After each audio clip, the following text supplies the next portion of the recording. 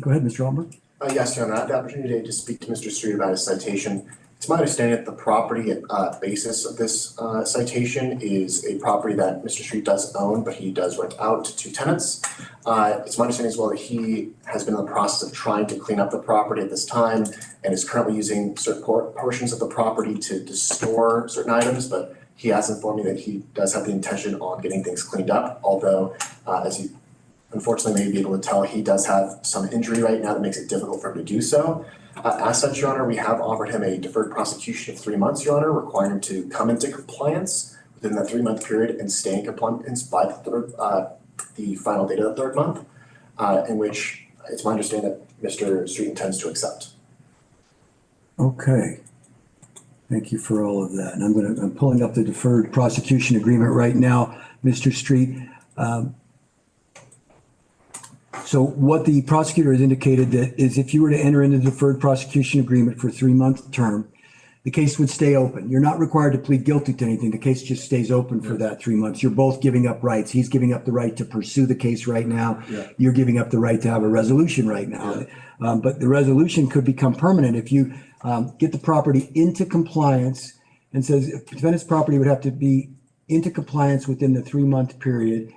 And then so it looks like you've said it, put it twice. I'm not quite sure I'm not following that. Yes, Your Honor. I try to specify come into compliance in the 3-month period and then be in the compliance at the 3-month mark, so that, for example, if Mr. Street does come into compliance with before the 3-month period, but then falls out of compliance. So he has to maintain compliance for that 3-month period. Okay, so that makes sense to me. So maybe you could just Of course. maintain compliance instead of in compliance, but maintain compliance through the 3-month period. Basically, what he's saying, get into compliance as soon as you can. Yeah. But even if you get into compliance tomorrow, it has to stay in compliance for the next 3 months. At the end of the 3 months, if the property is in compliance and has been in compliance, the case would be dismissed. And with any case that we file in our court, that's filed in our court that gets dismissed, we seal that record. So there would be no criminal record associated with this. Does that make sense to you? Yes. And sir, can you pay the $100 deferred prosecution fee? Yes. Do you have any questions for me before I make this an order of the court? No. All right, I am going to make this a court order. It's for a deferred prosecution for 3 months. The sole condition is well, 2 conditions: come into compliance and maintain compliance for the 3-month period. And I think what might be motivating this from Mr. Altenberg's perspective is we have had folks who come into compliance, they get everything in compliance, and then as soon as somebody goes and looks at their property, then they move stuff that's been somewhere else back onto the property and end up back in the same situation. I don't anticipate that with you, but I think that's what we're concerned would be. I did mention, I do have people that like at the end of their month of tenancy like to drop stuff off, and I get rid of it. But so if they happen to come at the end of the month, beginning of the month, sometimes there's other people's stuff there, unfortunately. Okay. So it does ebb and flow. Well, and maybe Not that I want it, but maybe what Mr. Altenberg can do is give you the contact information for the code enforcement yes. folks so that you all I can communicate. didn't mention it earlier because I'm thinking I can just talk at the time of the event. Yeah. Okay. So no plea is entered today. We're going to make this a court order. The next step for you, Mr. Street, is to have a conversation. It'll be pretty brief with our probation officer. So I'm going to send you down to talk to her. You're not on probation, but she's the person that ultimately seals your record and dismisses the case for you. So you'll make 2 rights and a left and then take you down the hallway. That's where you'll meet with Fernanda. She'll go over all this with you. Thank you. All right. Thank you, sir. You have a good day. Thank you, sir. Good day. Thank you. Talk to you later. Of course. And that does wrap up our morning docket. So thank you, Mr. Altenberg. Venkatram, Cassidy Gibbs, and August Mason. We'll start with you 4. And are you Mr. Michael? All right, good morning, Mr. Michael. Or it's not morning, it's afternoon. I apologize for that. Mr. Michael, the charge for you is being a minor in possession of alcohol. Give me a moment. I'm going to pull up your case just to confirm. I like to look at each file just to make sure that the offer is what I was expecting it to be. And keep in mind, I'm not the one that actually creates the offer. It's coming from the prosecutor's office.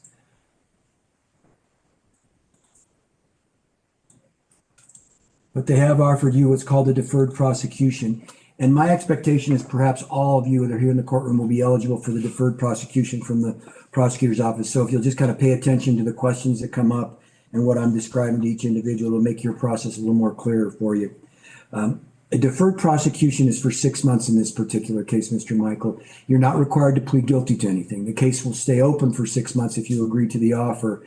You would be required to complete an alcohol education class as determined by our probation officer. You may have already completed the audit that was either texted to you or that you did when you came to court here today. She'll be looking at that, talking to you briefly, and then slotting you for a class to complete if you accept this offer.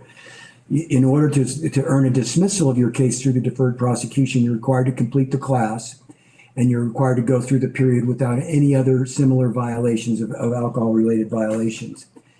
Although it says it's for a 6-month term, as soon as we have proof that you've completed the class, we'll actually dismiss the case and seal your record. So you can basically get your record sealed without much time involvement if you get the class done quickly.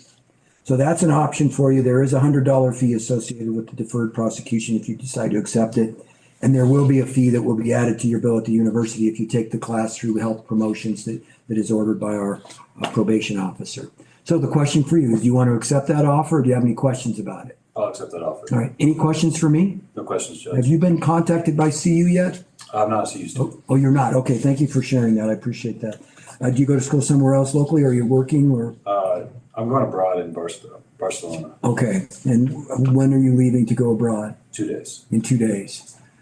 Will you have access to internet? Yes. Okay.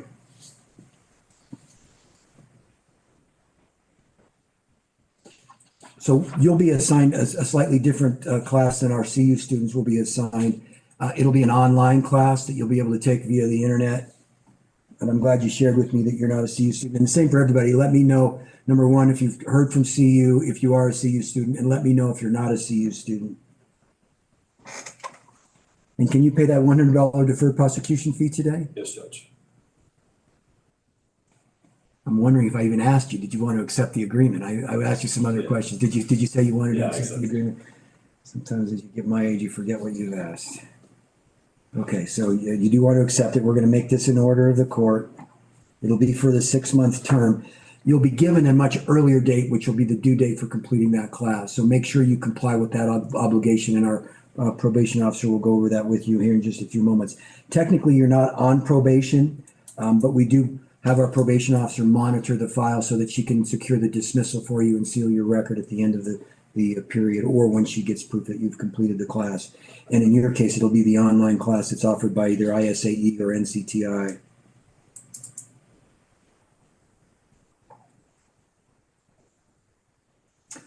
All right, Mr. Michael, just go ahead and step aside, and we're going to send you back as a group here, but we'll go to the next case. Mr. Wizensky. And I don't know if I said that correctly. You did, yeah. All right, Mr. Wizensky, let me take a look at your file and see what we have from the prosecutor's office. You do have a deferred prosecution in the file. It's for 6 months, just like the last young man I was speaking to. Same condition, you'd be required to complete whatever class is ordered by our probation officer. Have you decided whether you'd like to accept that or not? I will accept the offer. Okay, do you have any questions about it? I do not. And are you a CU student? I am. Okay, have you heard from CU yet about this? I have not. I would expect that since this happened so recently that most of you probably haven't yet heard from them, but you likely will, either by text or email, so keep an eye out for that. Can you pay the $100 today? Yes, I can. But I'm going to make this an order of the court. I'll make some comments as we go along for everybody. You're going to get a court date. If we have proof that you've completed the class before that court date, we're going to go ahead and dismiss your case and seal your record. When you get an email that says your case has been dismissed, that should be your understanding that, okay, now I don't need to come back to court on that court date that our clerks are going to set for you. But we are giving you a court date, and it'll be vacated if you've done what you need to do. But if you don't have a dismissal order and you've got that court date, come back to court and address the issue with the court, or contact us in advance to find out why your case hasn't been dismissed. If you miss a court date that you've been told to come back to, you could end up with a warrant for your arrest. It doesn't happen very often, but about once or twice a semester, I end up with somebody your age with a warrant out for their arrest because they didn't get the documentation to us, the case didn't get dismissed, and they forgot to come back to court. I don't want people sitting in jail unnecessarily, so make sure that you're conscious of that court date and you don't miss the court date, and keep track of this. This is more significant than a class obligation. It could be one of those circumstances that could really jeopardize things for you from a liberty perspective and having a record, all of those types of things. So be really conscientious about how you handle this case that you have with our court. All right, Mr. Wizensky, if you'll just step aside for a moment, we'll get the next case going.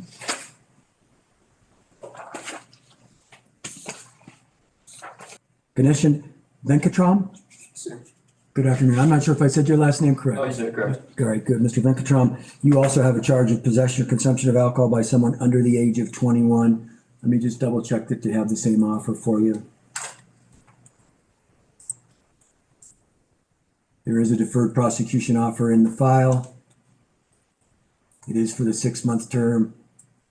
And so you've heard me discuss this with others. Do you have any questions for me? No questions, sir. Have you decided whether you'd like to accept the I would offer? like to accept.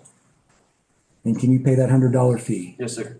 Are you a CU student? I am, and I haven't heard anything from them. Perfect. Thank you for sharing that. Okay, we're going to make this an order of the court for a 6-month term. Our probation officer will determine the class for you to complete. What happens if you don't have proof that the case has been dismissed by that court date? What should you do?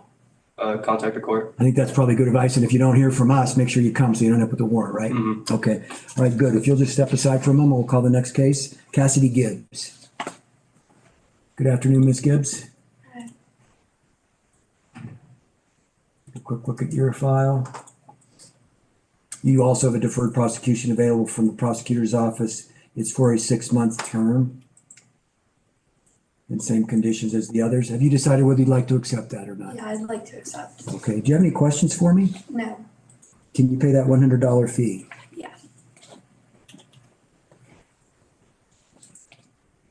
All right, I'm going to make this an order of the court. And we will have you step aside. We'll call one more case and then get you all back to see our probation staff. August Mason. Hello, Mr. Mason. How's it going? I'm well. How are you? It's been good. Good.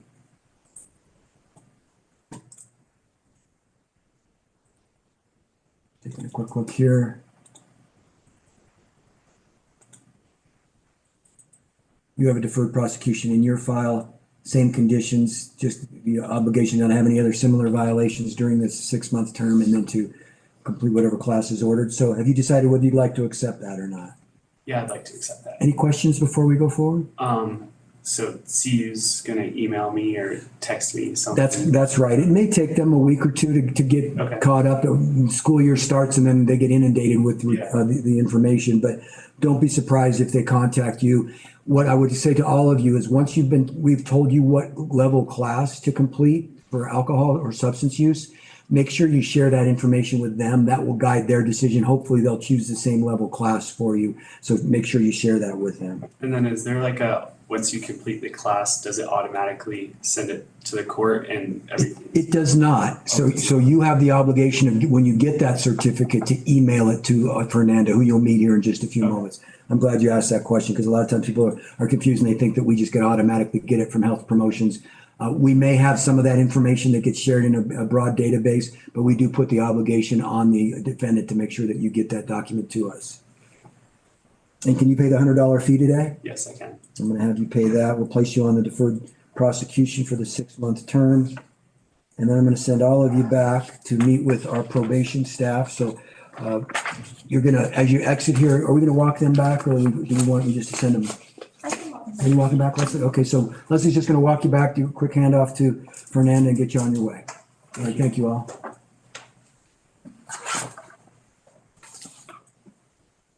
And then I'm going to call 5 more names. We'll do the same thing that we've just done with the other folks. Juelia Bell, James Kennedy, Remick Kurtz, Benjamin Milchak, and Brooklyn McIntosh. And we'll start with Juelia Nix.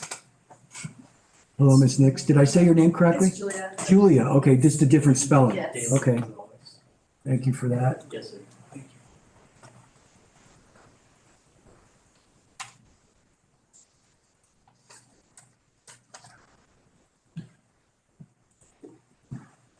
And Ms. Nix, you also are eligible for a deferred prosecution, exact same conditions as the other folks that I've already talked to. You would have the obligation to pay the fee, go through this period without any other charges, and then take care of the class that's ordered by probation. Have you decided whether you'd like to accept? I accept. Okay. Do you have any questions before we move this No, forward? I don't.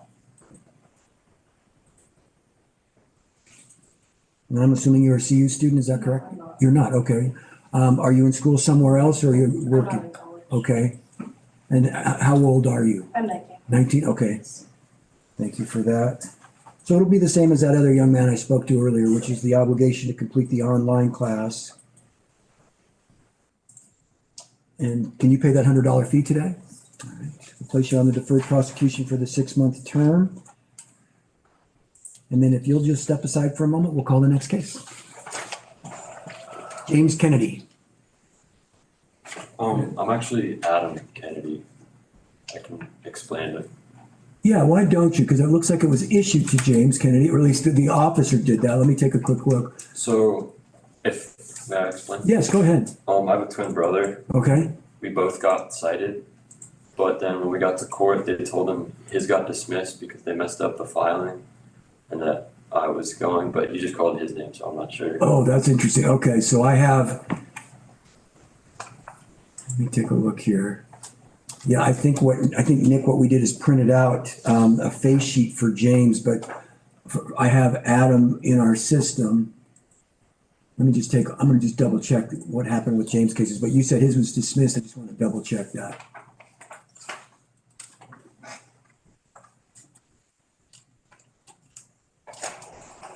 Yeah, it was dismissed. There was something wrong with that, so I'll just. Where's James? Yep, no, I've got James. I need Adam. Oh, yeah. So that- Adam would be 4218, I think, Nick. Okay, I'm looking at it right now. That's fine. Thank you for clarifying that. We wouldn't want to have information going in the wrong case. So I'm glad you called our attention to that.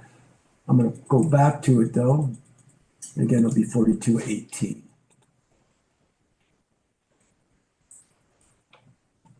You're the unlucky twin.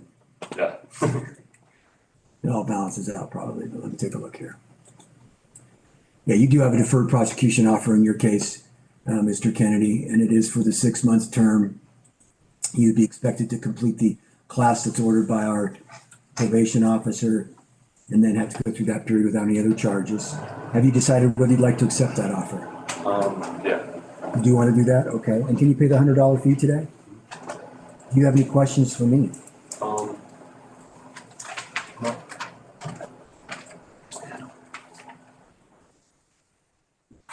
Thank you, Nick.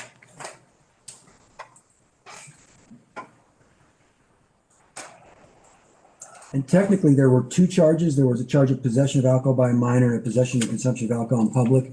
It doesn't really make any difference because both of them are going to be dismissed and it doesn't change what you're expected to do. Both of those charges will be dismissed at the end of this period when you've completed the class. Sometimes officers issue a ticket and they only write 1 charge. Sometimes they write both, the open container in public and the minor in possession of alcohol. It doesn't change the outcome in any way.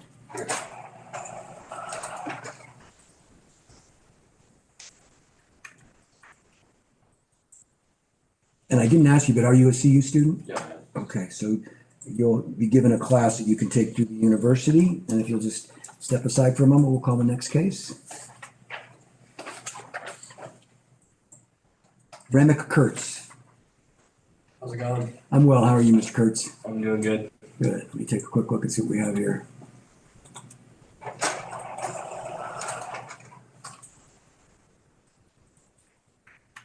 There is a deferred prosecution offered in the file for you. It's for a 6-month term.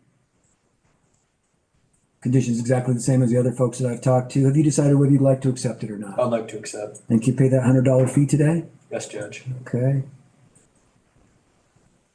I'm going to make this an order of the court. I want to point something out, and this is not triggered by my conversation with you, Mr. Kurtz. I just do this kind of randomly throughout the process. Our prosecutors are, I don't know how to say overly lenient, they're just very lenient. They look at these cases and say, hey, it's the first time through for individuals. They don't have a criminal record. They've come to the university. We don't want to saddle them with a criminal conviction on their record. And what I always get concerned about is that you'll come through this process and you think, oh, that wasn't so bad, not nearly as bad as I thought. And it's Friday, we've got a football game tonight. You go back out and you do the same behavior that would get you right back in the court system. It would not be the same response by the court system if you come back with a second violation. It would be a much different response. And what we're trying to do is get your attention with this citation that gets you to court. The idea that you've had to interact with the judge, you interact with probation, and then you have to take a class, hoping that you'll realize I'm supposed to follow the law, number one, and number two, I'm not supposed to be drinking underage because my brain is not fully developed yet. And so that's part of the reason that we have these expectations of people waiting until they're a little bit older before they start drinking or consuming alcohol. We understand that people make that decision, but we want you to be smart about it, and we don't want you to underestimate what might happen if you continue the behavior. So I'm just sharing that with everybody, not really picking on you, Mr. Kurtz. Just I want everybody to be thoughtful about what they do, because I don't want you ended up with either a record or an alcohol problem. Those are two things I don't want for you all as you're here while you're here at CU. But if you don't have any questions for me, Mr. Kurtz, we'll just have you step aside. We'll call the next case. Okay, thank you. Benjamin Milchak. Did I say your last name correctly? Yeah. All right, Mr. Milchak.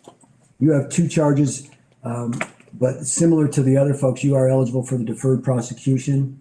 Have you thought about whether you'd like to accept that or not? I would like to accept.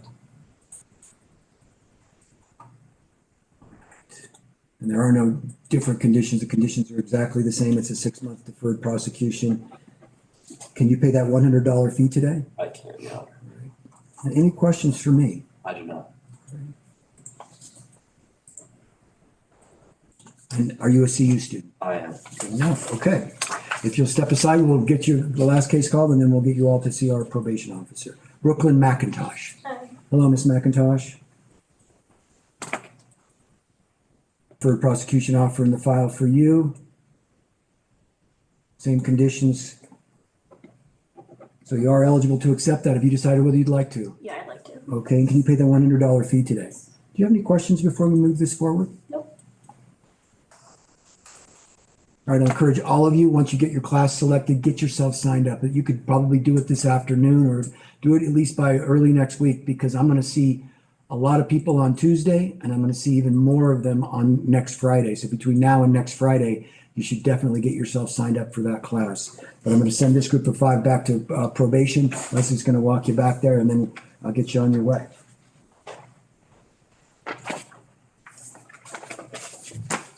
And then I just have one person in the last group, so this will be Dalen Gonzalez. She'll come forward, Mr. Gonzalez. Hello, how's it going? I'm well, how are you? Pretty good. Good. A quick look at your case, probably going to be the same, but let's just make sure. I'm taking a moment because there was an amendment that was filed by the prosecution, so I just want to see what they did. There was something probably wrong with the summons. Okay. You may have received a notice that your case, something had been amended. Yeah, they had written the wrong date of violation. So when the officer wrote the ticket, he inadvertently wrote August of 2020. And so they amended the summons to indicate it was August 14th of 2025. Okay. The alleged date of violation, nothing that affects you, just sometimes they have to do that. But I am looking at the offer, and it is a deferred prosecution offer for a 6-month term to both charges, which is minor possession of alcohol and possession of alcohol in public. So you are eligible for the deferred prosecution. Have you decided whether you'd like to accept it or not? I would like to accept. Okay. Do you have any questions before I make this a court order? No, sir. Okay. And can you pay that $100 fee? I can. Good enough, then. We'll send you back with the others, Sounds good. and Leslie's going to walk you back. Oh, thank you, sir. You're welcome. Have a good day. one. Me too. Well, that took a turn. Watching Guide This Docket was like watching someone mix civics class with counseling. Steady, patient, and clear enough that nobody could walk out claiming they didn't understand the deal. The morning opened with cited for a code violation over property maintenance. Cahn approved a 3-month deferred prosecution, but he drilled down on the terms. Not just get into compliance, but maintain compliance the whole period. He explained why. Too many people clean up for inspection, then dump the junk back on the lawn. His solution was simple and firm. Fix it, keep it fixed, and at the end the case would be dismissed and sealed. He even directed Street to probation staff, noting she'd be the one to sign off and seal the record once compliance was verified. The docket shifted to a parade of under 21 alcohol cases, students and non-students alike. Each got the same offer: 6 months deferred prosecution, a $100 fee, and completion of an alcohol education class. But Cahn didn't treat it like a rubber stamp. He walked each defendant through the terms, asked if they were CU students, and adjusted conditions when needed. One young man leaving for Barcelona in 2 days was slotted for an online class instead of CU's program. Another, confused about how proof of completion reached the court, got a mini lecture. You have to email the certificate. Don't assume the school does it for you. The CES share of small dramas. One twin, Adam Kennedy, explained that his brother James's identical case had been dismissed due to a clerical error. Cahn double-checked the records to ensure the right Kennedy stood before him. Another student asked if completing the class early shortened the 6-month term. The judge clarified it didn't, but reminded him the case would dismiss as soon as proof came in. Throughout, Cahn sprinkled advice. Don't underestimate how serious even a first citation can be. Don't miss your set court date if paperwork lags. And remember that a second violation won't come with the same leniency. The atmosphere was approachable. Cahn spoke in plain language, repeated key warnings for the group, and even joked about forgetting whether he'd asked someone if they accepted the deal. But under the light tone was a clear message. The court is giving you a break now, but if you're back, it will be much harsher. What tied it all together was his style: patient explanations, practical adjustments, and a teacher's instinct for making sure everyone walked away with the rules in their head.